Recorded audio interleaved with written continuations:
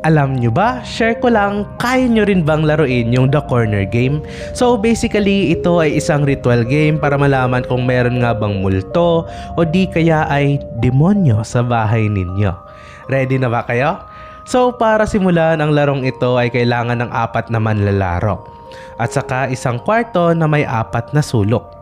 So sa 4 na manlalaro ay pipili kayo ng magiging leader at saka bago kayo pumasok sa kwarto ay kailangan nyo munang sabihin ang pangalan ninyo ng 3 beses. Pagkatapos naman ay pumasok na kayo sa kwarto, i-off nyo yung ilaw, yung leader ay tatayo sa gitna habang yung 3 miyembro ay nakaharap sa bawat sulok ng kwarto. So basically merong isang bakanting sulok at dun magaganap ang exciting na part. So itong leader nga ay magbibilang ng 1 hanggang 3 at magsisimula ng iikot ang mga miyembro ng pa-clockwise.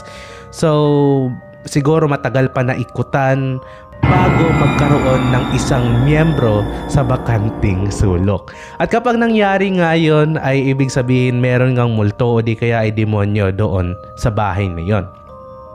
So kapag natakot na kayo at ayaw nyo nang ipagpatuloy, sabihin nyo ulit yung pangalan nyo ng 3 beses, i-on nyo yung ilaw at lumabas na kayo doon sa kwarto. Pero bago nyo ito laruin guys, isang reminder lamang ay dapat yung mga miyembro ay tahimik lang habang nilalaro ito. So basically yung leader lamang yung nagsasalita. So for more, wag nyong kalimutan ang mag-like, comment, and follow. Lalaruin nyo rin ba?